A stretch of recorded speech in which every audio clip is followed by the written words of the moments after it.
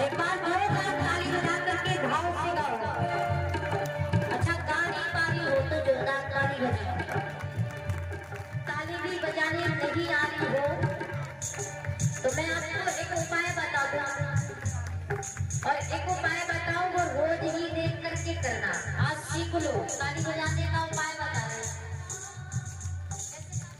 ये वाला हाथ निकालो, ये वाला, और ऐसे करके देखो इस हाथ को, और इस हाथ में क्या देखो ताली बजेगी। लंबे लंबे बाल जोरदार हाथ उठाओ और जोरदार ताली बजा करके गाओ। इसके पास में हाथ है,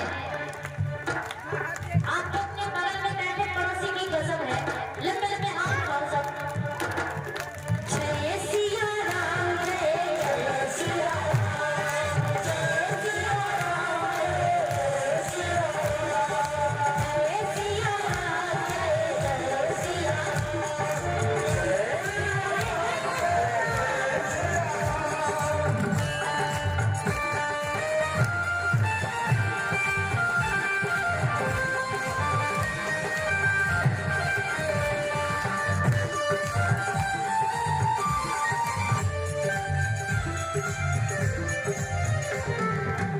बोले श्री रामचंद्र भगवान की, श्री अयोध्या धाम की। और बड़े भाव के साथ में आप सभी लोग कथा को बड़े भाव के साथ में मुकुट श्री मोरिका, मुकुट श्री मोरिका, मेरे चित चोरिका, तो नैना नैना नैना, तो नैना नैना नैना, तो नैना सरिकारी के कटी दे कटारी से, तो नैना सरिकारी के कटी दे कटारी से।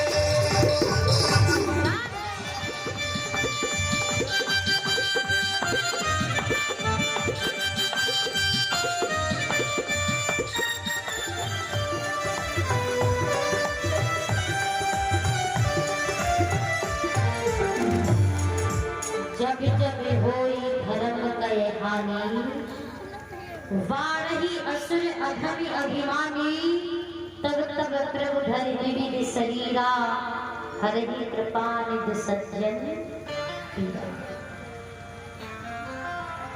बाबा गोस्वामी जी लिखते हैं जब धर्म की हानि होती है तब परमात्मा इस पृथ्वी पर अवतार लेते हैं।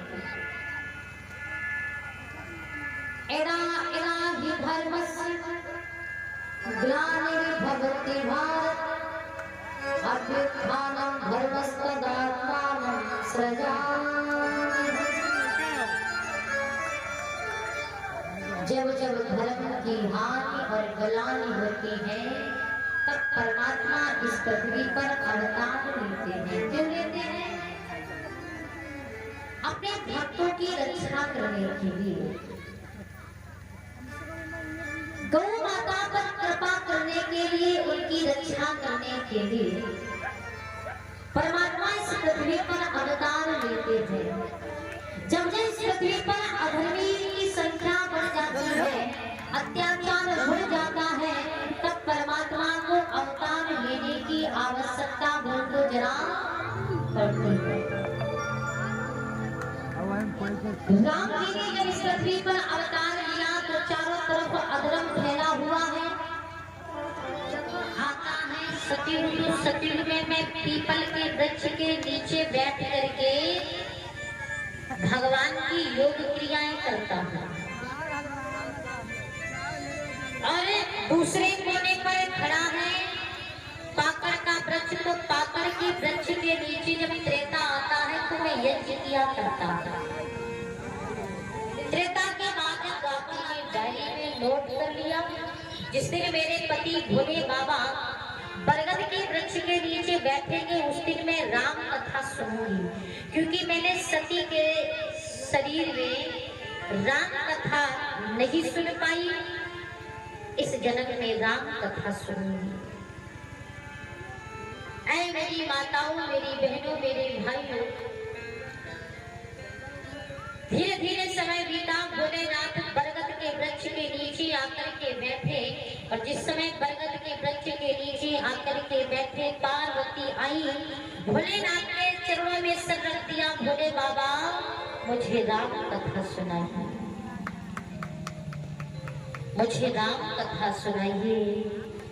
भोलेनाथ ने कहा देवी ये राम कथा कोई साधारण कथा नहीं है, इस कथा को सुनने का अधिकार हर किसी को जरा नहीं है। भले इस कथा को हर व्यक्ति नहीं सुन सकता, क्यों नहीं सुन सकता, कौन को नहीं सुन सकता, भले इसे कथा को लोभी व्यक्ति नहीं सुन सकता, इस कथा को कामी व्यक्ति नहीं सुन सकता, इस कथा को पापी व्यक्ति नहीं सुन सकता। जैसे सुना पार्वती के नेत्रों से आंसू बहने लगे, भोले बाबा मैं कुटिल आपको नजर आ रही, मैं पापी नजर आ रही हूँ, मैं राम कथा सुनने की अधिकारी नहीं हूँ। और जब नेत्रों से आंसू बहे, भोलेनाथ के चरणों पे गिरे, भोलेनाथ ने कहा देवी अब आप राम कथा सुनने की अधिकारी हो गए। राम कथा सुनने के योग्य वही है जो राम जी से प्रेम करता है, जो राम जी की कथा से प्रेम करता वो राम कथा सुनने का अधिकारी है, जो भगवान के भक्त है। अब मैं तुम्हें राम कथा सुनाऊंगा।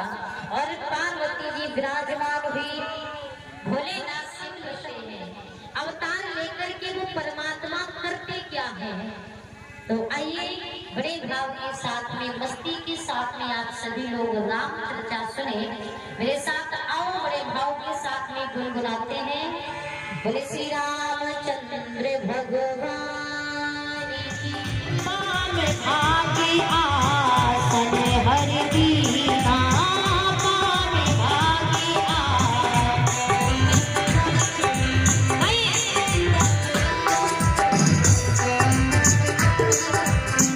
जानी प्रिया करे अति कीना, जानी प्रिया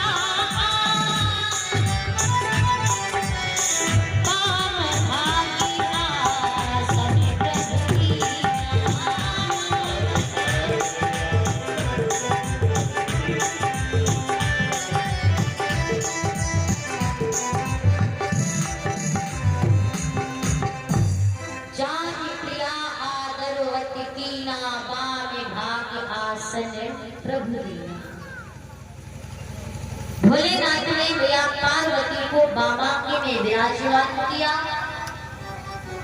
बाबा के में भैया पार्वती जिसमें विराजमान हो जाती है। एक दिन भोलेनाथ ने समाधि लगाई तो पार्वती जी ने विचार किया भोलेनाथ को समाधि में बैठ गए।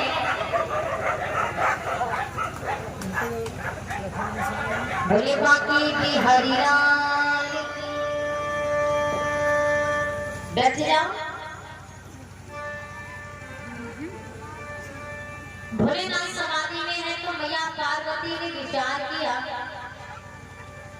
कैलाश पर्वत पर भ्रमण करके देखते हैं कि हमारे पिता हिमाचल जी ने भोलेनाथ के साथ हमारा विवाह किया तो क्या चीज देख करके किया।